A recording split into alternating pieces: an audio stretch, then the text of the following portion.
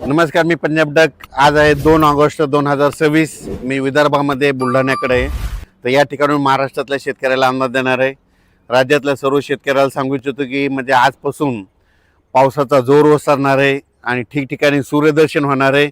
म्हणून शेतीचे कामे करून घेण्यासाठी पोषक वातावरण आहे. पण हे असताना देखील काय होणार आहे, 6 ऑगस्टपर्यंत स्थानिक वातावरण तयार होऊन 10 मिनिटाचा, 20 मिनिटाचा, अर्ध्या तासाचा पाऊस काय होणार आहे, दुपारनंतर येणार आहे. म्हणून अंदाज लक्षात यायचा. पण असा खूप काय मोठा अतिवृष्टी मुसळधार पाऊस काय पडणार नाही, म्हणून हे देखील अंदाज सर्व शेतकऱ्यांना लक्षात यायचा.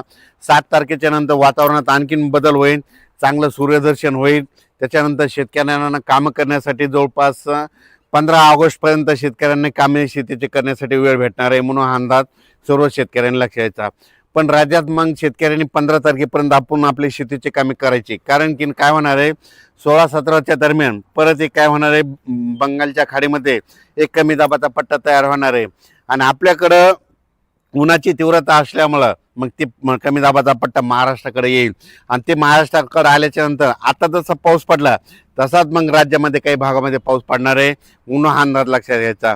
त्याचा व्हिडिओ आता आपण नंतर दिला जाईल. पण तोपर्यंत शेतकऱ्यांनी काय करायचं, 15 ऑगस्टपर्यंत शेतीची कामे करून घ्यायला काही हरकत नाही. म्हणून हा अंदाज देखील सर्व शेतकऱ्यांना लक्षात घ्यायचा. या ऑगस्ट महिन्यात देखील एक चांगला मोठा पाऊस येणार आहे. म्हणून हा अंदाज लक्षात घ्यायचा. म्हणजे सांगायचं झालं तर 17 ऑगस्टपासून ते 30 ऑगस्टच्या दरम्यान एक चांगला मोठा पाऊस येईल. म्हणून हे देखील सर्व शेतकऱ्यांनी लक्षात घ्यायचं. तसेच सांगायचं झालं तर जे म्हणजे ज्या भागात पाऊस कमी पडलेला आहे ते जिल्ह्याचं नाव सांगतो. सोलापूर जिल्हा आहे, आता पडला पण त्याच्यामध्ये आणखीन कमीच आहे, तूट भरून निघालेली नाही.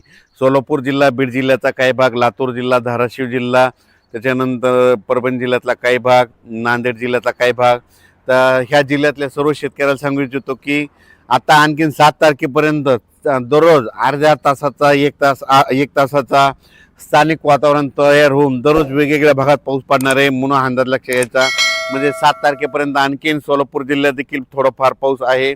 म्हणून ही अंदाज लक्षात घ्यायचा. मंगळवेढा, पंढरपूर, सोलापूर ह्या पट्ट्यामध्ये देखील काय होणार आहे, ह्यामध्ये 7 ऑगस्टपर्यंत पाऊस पडणार आहे. म्हणून त्यांनी देखील अंदाज लक्षात घ्यायचा. धाराशिव जिल्ह्यातल्या शेतकऱ्याला सांगू इच्छितो, तुम्ही काय करा की 7 ऑगस्टपर्यंत दररोज वेगवेगळ्या भागात तुमच्या वेगवेगळ्या तालुक्यात दुपारनंतर थोडा पाऊस येणार आहे. म्हणून हा अंदाज लक्षात घ्यायचा. त्यानंतर बीड जिल्ह्यात देखील तशीच परिस्थिती राहील, परभणी जिल्ह्यात तशीच परिस्थिती राहील, जालना जिल्ह्यात देखील तसंच राहील. इकडं हिंगोली, वाशिम, नांदेड तिकडे देखील असाच स्थानिक वातावरण तयार होऊन पाऊस पडेल. अमरावती, अकोला, बुलढाणा तिकडे देखील चिखली, बुलढाणा, मेकर, लोणार, सिंदखेड राजा, देऊळगाव राजा, इकडं घाटाच्या खाली मालेगाव, नांदुरा, ह्या अकोट ह्या परिसरात देखील काय होणार आहे, दुपारपर्यंत ऊन राहील आणि दुपारनंतर स्थानिक वातावरण तयार होऊन 20 मिनिटाचा, 22 मिनिटाचा थोड्या सरी येणार आहेत. म्हणून हे लक्षात यायचं. आणि त्याच्यानंतर राज्यातल्या शेतकऱ्याला सांगू इच्छितो की सध्या तरी आता मोठा पाऊस नाही. मग मोठा पाऊस कधी येईल की मग 15 ऑगस्टच्या नंतर, म्हणजे ते 17 ऑगस्टच्या 30 ऑगस्टच्या दरम्यान येणार. म्हणून तोपर्यंत शेतीची कामे करून घ्यायला हरकत नाही. राज्यात आणखीन जे काही धरण, तळे, छोटे छोटे तलाव राहिलेले आहेत, तर खास करून पश्चिम महाराष्ट्रातल्या शेतकऱ्याला सांगू इच्छितो की तुम्ही देखील काही काळजी करू नका. तुमच्याकडे देखील काय होणार, ऑगस्टचा एक पाऊस पडणार आहे मोठा आणि परतीचा पाऊस सप्टेंबर, ऑक्टोबरचा देखील खूप पडणार आहे. म्हणून तुमच्यासाठी आनंदाची बातमी. म्हणून हे अंदाज लक्षात घ्यायचा. सोशल मीडियातून काय आलं की अशा अफवा येतात की खंड पडणार आहे. तर तुम्हाला सांगतो, खंड म्हणजे कसं असतंय, समजा आजपासून जर खंड पडला तर महाराष्ट्रामध्ये कुठंच एक पावसाचा थेंब पडत नाही, त्याला खंड म्हणतात. पण तुम्हाला एक सांगू इच्छितो, 7-8 तारखेपर्यंत तर हे पाऊस असा थोडाफार चालूच राहणार आहे. त्याच्यानंतर 13, 14, 15च्या दरम्यान नागपूर, भंडारा, वर्धा, गोंदिया, अमरावती, अकोला, बुलढाणा ह्या परिसरात, त्याच्यानंतर 13, 14, 15ला असा थोडा थोडा पाऊस येत राहणार आहे. मग याला खंड म्हणतात का? खंड म्हणजे कसा असतो की महाराष्ट्रात कुठंच पावसाचा एक देखील थेंब पडत नाही, घाटमाथ्यावर देखील पाऊस येत नाही, त्याला खंड म्हणतात. तर तुम्हाला सांगतो, तसा खंड वगैरे काही एवढा पडणार नाही. म्हणून काही चिंता करायची गरज नाही. पाऊस असाच महाराष्ट्रामध्ये चालू राहील. फक्त काय होईल, आज या भागात, उद्या त्या भागात, परवा त्या भागात, असं करत करत 15, 16, 17 ऑगस्टपर्यंत असाच पाऊस विखुरलेल्या स्वरूपाचा पडत राहील. एकदम पाऊस असा बंद होणार नाही. 15-20 दिवस असा एकदम स्टॉप कुठलाच पाऊस होणार नाही. म्हणून अंदाज लक्षात यायचा. त्याच्यानंतर तुम्हाला सांगतो, एक कमी दाबाचा पट्टा येणार आहे. त्या कमी दाबाच्या पट्ट्यामुळं सरळ ते महाराष्ट्राकडे येत असल्यामुळं त्याचा पाऊस येणार आहे म्हणून काही चिंता करायची गरज नाही. 7 ऑगस्टपर्यंत तुम्हाला सांगू इच्छितो कोकण पट्टी म्हणजे रत्नागिरीपासून पालघरपर्यंत ह्या घाटमाथ्याचा ते पाऊस न ते चालूच राहणार आहे. म्हणजे म्हणजे मोठं नसणार आहे पण ते पाऊस चालू राहणार आहे.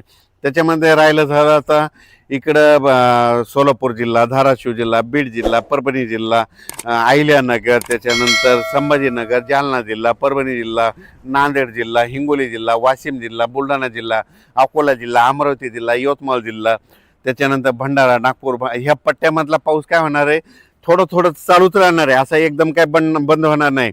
10 मिनिटाचा, 5 मिनिटाचा, 20 मिनिटाचा अशा सरी येणार आहे म्हणून हा अंदाज लक्षात यायचा.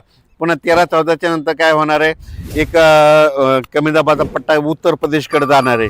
त्याच्यामध्ये काय होणार ते थोडंफार विदर्भाकडून जात असल्यामुळं म्हणजे मध्य प्रदेश कडून जात असल्यामुळं थोडंफार विदर्भात देखील 13-14-15च्या दरम्यान ते देखील पाऊस थोडंफार पडणार आहे. पण असा एकदम पाऊस काही बंद होणार नाही. पण 17 ऑगस्टच्या नंतर एक कमी दाबाचा पट्टा तयार झालेला ते येईल आणि ते मात्र धुमाकूळ घालणार आहे म्हणून अंदाज लक्षात घ्यायचा. अचानक वातावरण बदल झाला तर परत एक मेसेज दिला जाईल. धन्यवाद.